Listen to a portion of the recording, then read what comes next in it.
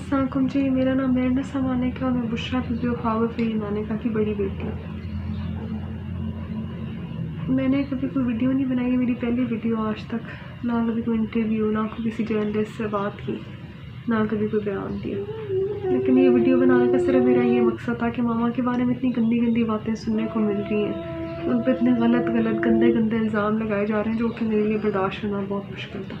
तो मैंने ये वीडियो बनाई ताकि मैं आप लोगों को असलियत बता सकूँ। मेरा आगे कुरान पढ़े, जो भी बात करूँगी सच करूँगी, और अगर सच नहीं करूँगी तो फिर मैं अल्लाह ताला ही मेरा हिसाब किताब करेगा।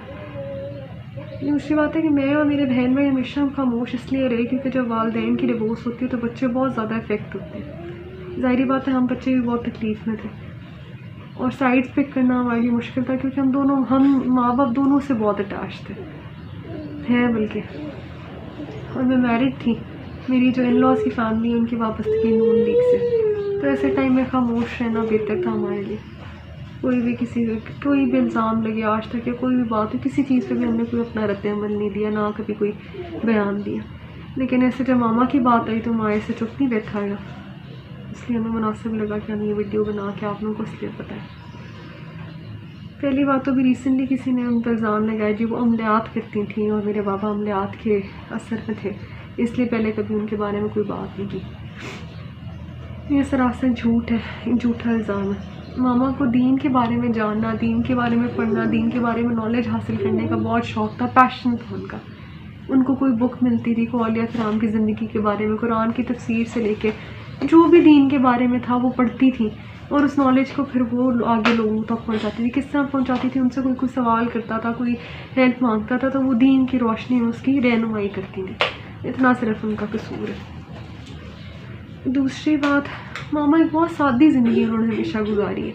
उनकी ज़िंदगी उनका क्या था, रूटीन से उठती थी क्योंकि हम जॉइंट फैमिली में रहते थे, हमारे पास 2 रूम्स होते थे। मैं सबसे बड़ी बहन हूँ, हम 5 बहन भाई। तो उनकी रूटीन थी सफाई करा के जी जानवर बिछा लेनी, वहीं पर खाना, हम बच्चों का बिस्तरखान भी वहीं पर होता था, हम खाना उठना बैठना, इवन होमवर्क का हम उनके पास वेट नहीं करते थे, हर वक्त हम मामा के पास होते थे। और उनकी कोई सोशल लाइफ नहीं थी, उन्होंने सारा टाइम सिर्फ अपने बच्चों के लिए और सिर्फ ये दीन की एजुकेशन यानी दीन के बारे में जानना पढ़ना इसमें लगा दिया, पूरी ज़िंदगी सिर्फ इस काम पे लगाई। तो ऐसी औरत जितनी पर्दादार और इतनी नेक, उसके बारे में इस तरह की बातें सुनना बहुत हमारे लिए बहुत तकलीफ थे और मैं कभी सोच भी नहीं सकती थी कि इस तरह वीडियो बना के हमें उनको कैरेक्टर को डिफेंड करना पड़ेगा। लेकिन खैर, दूसरा उनकी बात की गई जी कि इद्दत में उन्होंने कहा कि मेरे बहन भाई क्योंकि छोटे थे, मामा घर में ही इद्दत, जो शरई इद्दत होती है वो टाइम पूरा करके गई थी। मामा का रूम अलग हो गया था बाबा से क्योंकि बहन भाई छोटे थे, शायद उनको अंदाज़ा नहीं था, मैं अंडरस्टैंड करती थी इस चीज़ को। तो वो टाइम जो इद्दत का होता है वो उस घर में ही रह के उन्होंने शरई इद्दत पूरी की। उसके बाद वो नानी के घर चली गई और नानी के घर काफ़ी अर्सा रहने के बाद उनकी खान साहब से निकाह हुआ।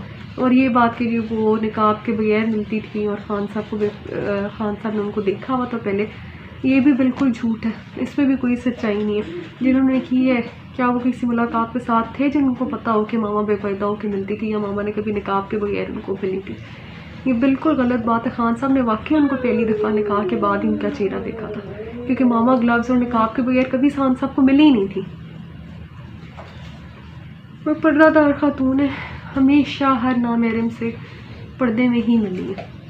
पहली बात, उनका घर से कहीं आना जाना होता ही नहीं था, ना वो घर से निकलती थी, ना उनका कोई मिलना मिलाना था, ना कोई उनका सोशल सर्कल था, वो घर में ही रहती थी। तीसरी बात ये है, जो अभी रिसेंटली उन पर केसेस किए गए ज़िना का और इस तरह की गंदी बातें उनके कैरेक्टर पर छाली गई, तो हम बेटियाँ होते हैं, हमारे लिए बहुत तकलीफ थे उनके बारे में ये बातें सुनना। और कुरान से ऊपर, अल्लाह ताला की अदालत से ऊपर तो कोई नहीं है ना इस दुनिया में ना। वैसे इंसाफ हमें मिल भी नहीं सकता और ना इंसाफ की उम्मीद है किसी से। हमारी अदालतों में कितना कोई इंसाफ हो रहा है सबको पता है। लेकिन सिर्फ एक बात तो आप लोगों तक पहुंचाना कि किसी के किरदार को शिकरना बहुत आसान होता है, सबूत के साथ करें। सबूत क्या है आपके पास इन चीज़ों के? ज़िना करती थी, वो अमलियात करती थी, किसी, अल्लाह ताला ने कहा कि किसी नेक औरत के ऊपर तोहमत लगाना बहुत बड़ा गुनाह है और जो लगा रहे ना, मुझे यकीन है कि वो अल्लाह ताला उनका खुद ही उनको इस चीज़ का वो देगा। मुझे कुछ कहने की ज़रूरत नहीं है। अल्लाह ताला शहंशाह है, और हमने अपना हर केस जो है वो अल्लाह ताला की अदालत में छोड़ा है, क्योंकि इस दुनिया में तो किसी से इंसाफ की कोई उम्मीद नहीं, ना किसी रिश्तेदार से और ना ही हमारी अदालतों से। लेकिन सिर्फ बताने का मकसद ये था कि कुरान पे हाथ रख के इस चीज़ की गवाही देते हैं कि हमारी माँ वाकई बहुत नेक औरत है, और उन पे लगाए हुए तमाम इल्ज़ाम, सारी गंदी बातें बिल्कुल बेबुनियाद और झूठी है। क्योंकि हम बच्चे हैं, हमारे से ज़्यादा उनको कोई नहीं जानता। फिर लतीफ़ ड्राइवर होगा या कोई भी नौकर होगा, उसकी गवाही से ज़्यादा आगे हमारी बात है, क्योंकि हमने उनके साथ ज़्यादा टाइम गुजारा।